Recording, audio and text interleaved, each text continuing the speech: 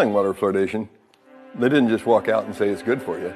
They actually hired Edward Bernays, Sigmund Freud's nephew, to sell Americans on how good it was to have silicon fluoride in the water. Edward Bernays was the one that created how to control the population through media and through advertising. Edward Bernays, also known as the father of spin, pioneered the idea of crowd psychology. In 1928, he wrote a book called Propaganda, in which he wrote, "If we understand the mechanism and motives of the group mind, is it not possible to control and regiment the masses according to our will without their knowing it?" He called it the engineering of consent. Bernays introduced the corporate giants to crowd psychology methods and polished techniques to manipulate society. He convinced the population to buy on impulse things they didn't even need. In his writings, he concluded that individuals were controlled by 4 basic motivations: self-preservation, aggression, security, and sex. Bernays' belief was that by appealing to any of these 4 motives, it was possible to manipulate the majority of a population into doing almost anything.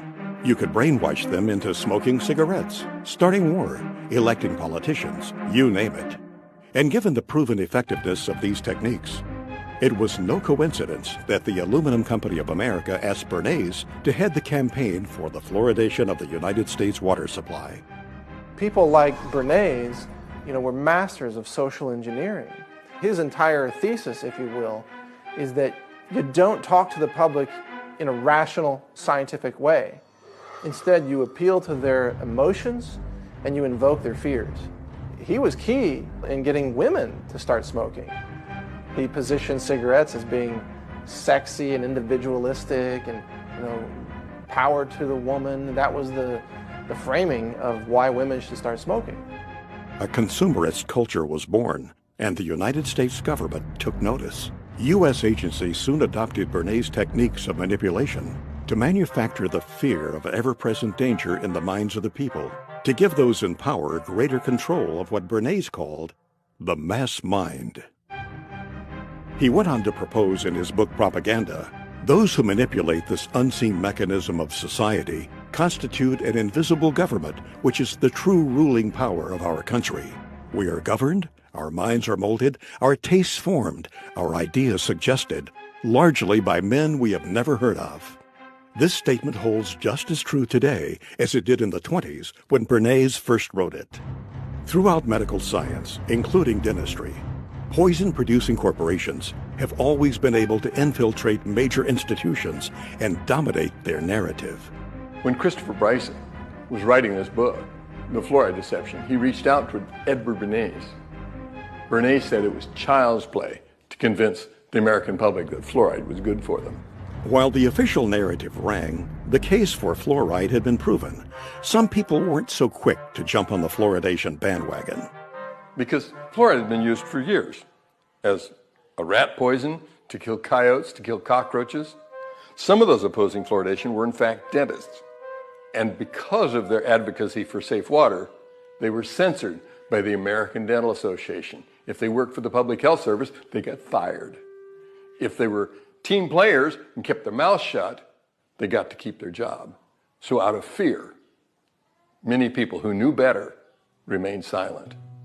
The true story behind water fluoridation can be hard to swallow. The facelift performed on fluoride dating back more than 60 years ago has misled generations.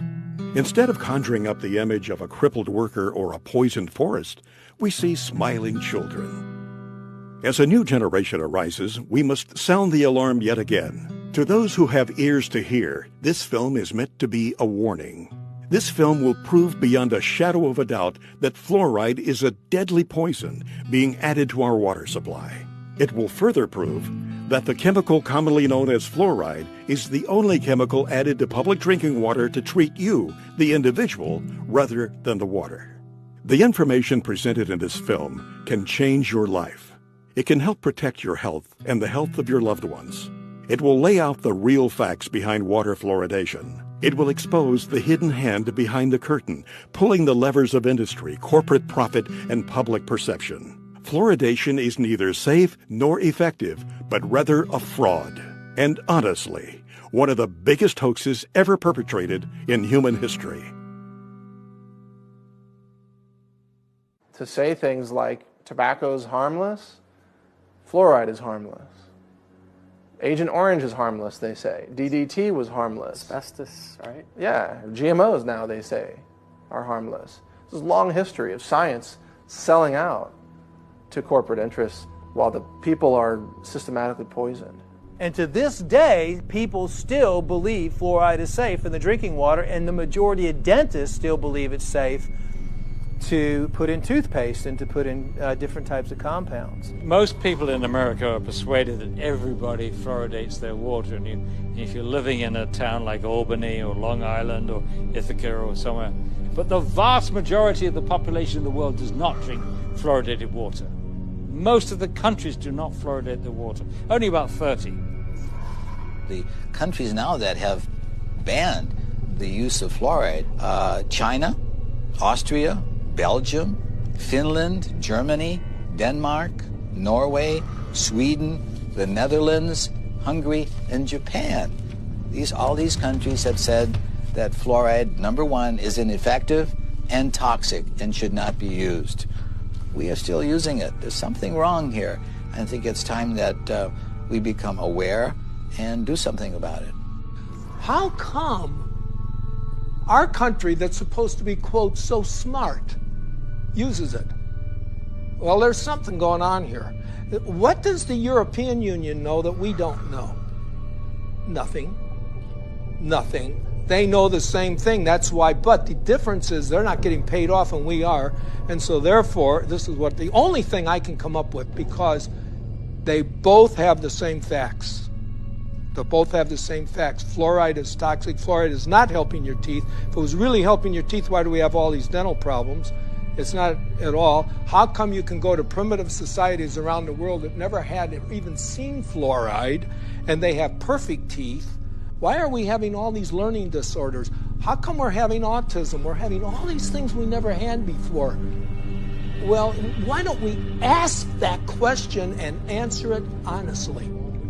Answer it honestly. 98% of Europe does not fluoridate. Only 8 countries in the world have more than 50% of their population drinking water. America, Australia, New Zealand, Ireland, Israel, Singapore, Malaysia, and Colombia. Only 8. I think Europeans have come to their senses on several issues, not all of them, but on many, GMOs being one of them and fluoride being another. They've rejected these things because they're looking at the evidence. America tends to be way behind the curve on really recognizing reality in the realm of fraudulent hoax science. Our CDC and the liars in Washington, D.C. have only had success in countries that speak English for the vast majority of the disposal of their hazardous waste product. That means that you and I and our children in the United States are the largest consumers of hydrofluosilicic acid. Call it what it is. Hydrofluosilicic acid, what is that? Hydro's water, fluo, fluoride, silicic, sand, and it's missing an electron. It's acidic. It'll kill you. You take your hand, dip it in like that, and you're going to die. Hydrofluosilicic acid does not occur in nature. It's a man-made molecule. And it eats through concrete, glass, stainless steel, fiberglass, plastic. You name it, it'll eat it. So why are we putting that in the water? First tonight, hazmat crews from all across our area responded to a chemical leak this afternoon in Rock Island.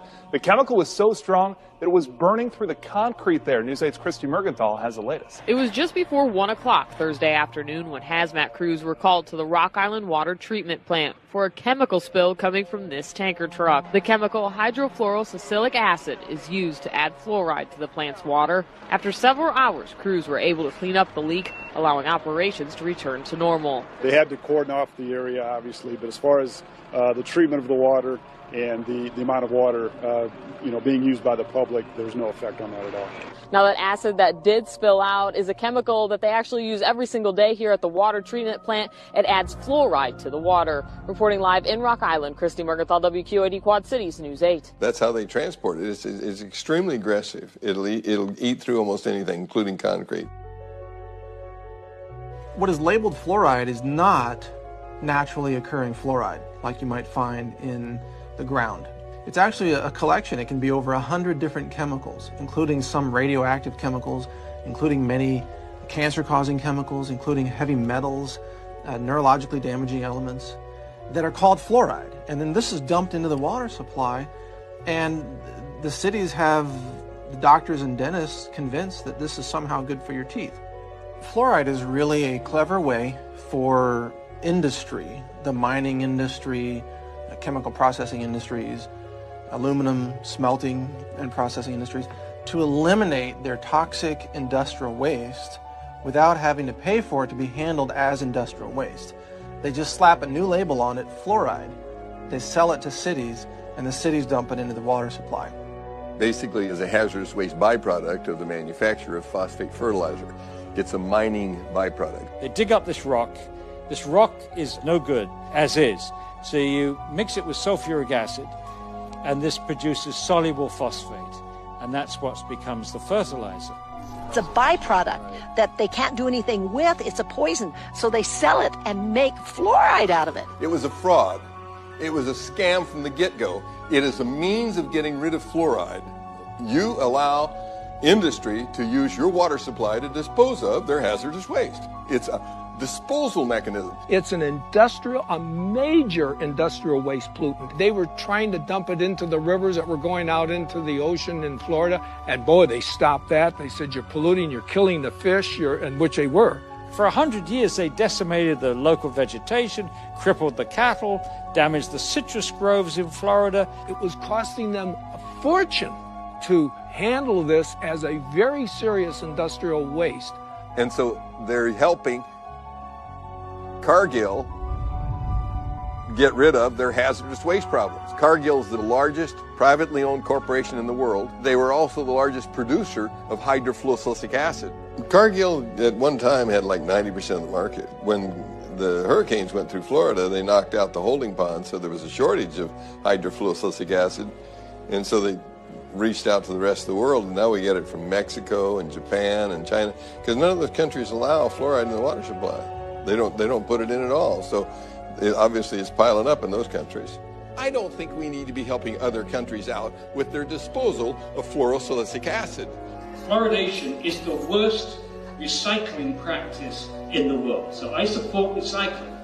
But to take the hazardous waste from the phosphate fertilizer industry, which cannot be dumped into the sea by international law, and cannot be used locally because it's too concentrated, and to take that product and put it into our public drinking water is sheer lunacy. It's bizarre. I mean, George Orwell, Kafka could have written this play. It's lunacy. There are 250,000 tons dumped annually in the water supply. Does that sound like a big figure to you? If you had 1 ton and were worth over $1 million, you'd be a poor person by the time you got rid of that ton. It's extremely expensive to get rid of.